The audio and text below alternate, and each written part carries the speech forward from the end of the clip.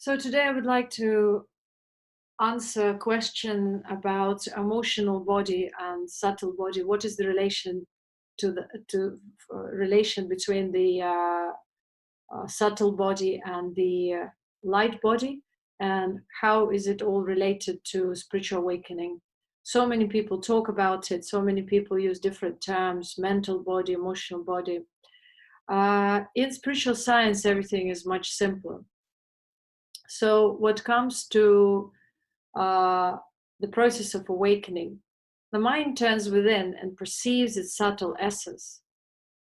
The mind perceives itself. So when mind perceives itself and through that perception reconnects with the ultimate, the mind absorbs and perceives blissful emptiness. This blissful emptiness is the essence of the mind. Now the mind has created sub-illusions within itself, and these are the veils of the mind. But some people choose to separate these illusions into separate bodies as if there are different bodies. There are no different bodies. There is one consciousness which is in the subtle form. It's supposed to be the essence of the mind, the light body. But this light body has various veils or emanations which are of emotional thought nature, and they have creative potential. So these veils are the reasons for the karma, the reasons for the body. The body is the karma. Now, when all these people try to teach you how to heal your emotional body or how to do this and that, this is one and the same process. You cannot heal your emotional body. You cannot refine yourself without being, first of all, awakened. And even when you're awakened, you have a tendency to misinterpret the process or what is happening to you. So spiritual process is by spiritual process. You cannot neglect the body or say that the body does not belong to it, or try to run away, escape from the body, like most of the religions teach you, or there is a misinterpretation of the teaching, say, not to criticize all these ideas. So the essence is always there. But if this essence is not experienced, if there is no experiential understanding of what is happening to oneself, one tends to go into imagination and speculation. Let's say you perceive some kind of movement in your spine. You perceive some kind of emotional waves. And so if you have no guide and no clear understanding or a map of what is happening to you, how do you know what is happening to you? So you tend to misinterpret. You tend to run and look for some interpretations elsewhere. There has to be direct experience, and there has to be also overall understanding of what you're going through. So that's what actually the book Siddha Parampara, The Key to Bi-Spiritual Mentality, is all about. It's to give clear understanding of what Siddha Kundalini Yoga path is, or any yoga path, any path of to evolutionary self, back to evolutionary self. Why back to evolutionary self? Is because it is already there. Everything is already there, but the human experience is very limited. So this limitation has been created for thousands and thousands of years of degradation and human devolution.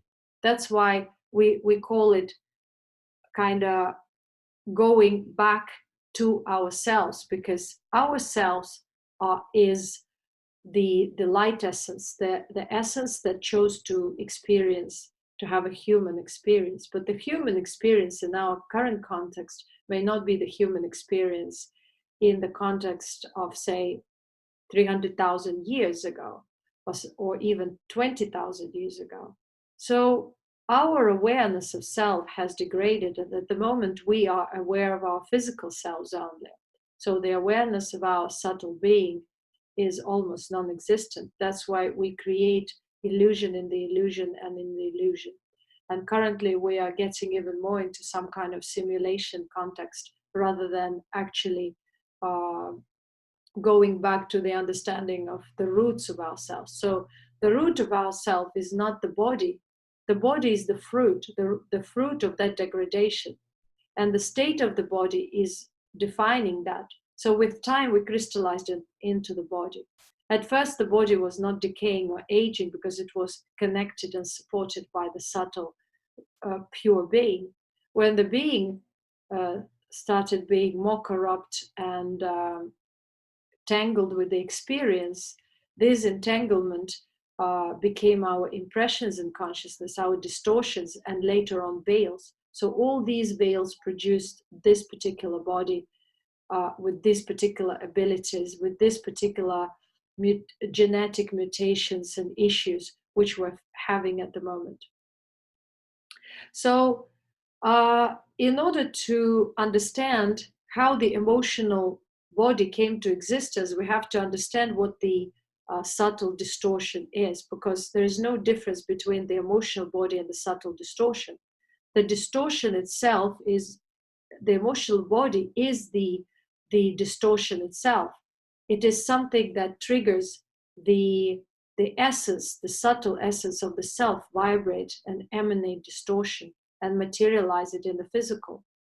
So the true healing, the true spiritual and emotional healing is only possible when there is an awakening and a shift, and actually clear understanding how to work with oneself, how to refine oneself in an organic way, in a gradual way, rather than try to look for quick fixes or try to escape through various kind of pseudo meditative methods and practices, or pseudo yoga practices like exercises, because these are not going to resolve anything.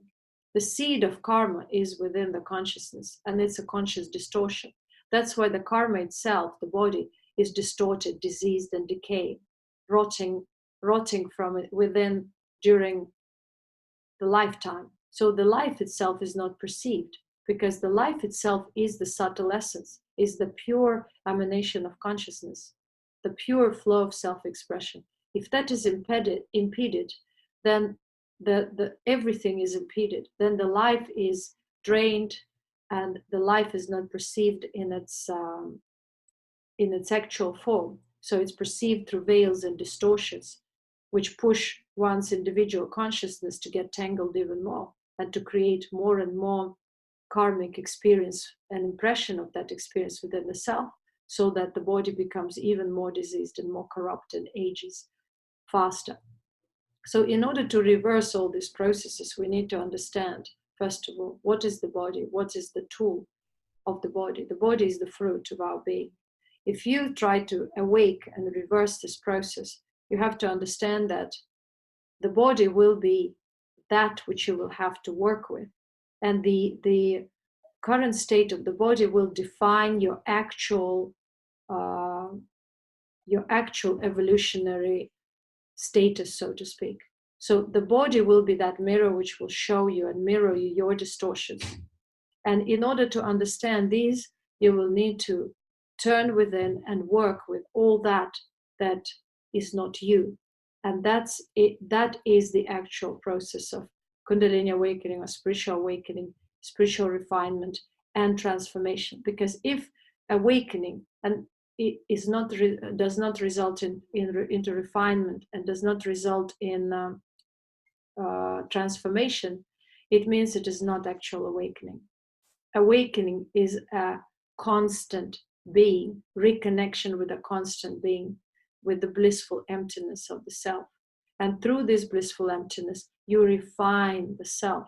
You are able to say what is and what is not. So in yogic terms, it is neti practice, where through observation and through living life in a distortive way because so far as you're distorted, you're prone to misinterpret life, to misinterpret everything, to give own ideas and concepts and stories. So, but through this awakened perception, the perception of the ultimate, and being able to go into absorption, you're able to say what is and what is not, and slowly refine your perception from these veils, from these entanglements, from these stories, from these interpretations of your life and division into suffering and pleasure, or pain and pleasure. And so slowly you grow out of it into more and more neutral and equanimous perception, through which further you start cultivating blissful stillness, and the stillness permeates through your body, and your body starts refining too. As the body refines, it stops aging and it starts emanating powerful vibration. And so it goes.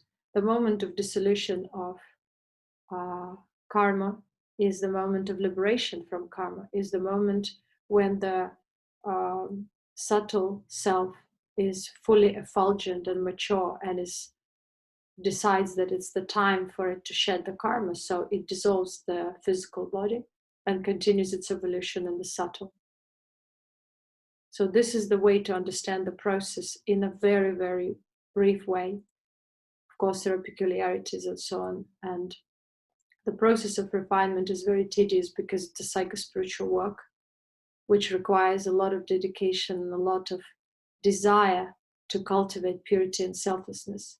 And so the level of purity and selflessness, the deeper purity and selflessness, will define the evolutionary status of each being.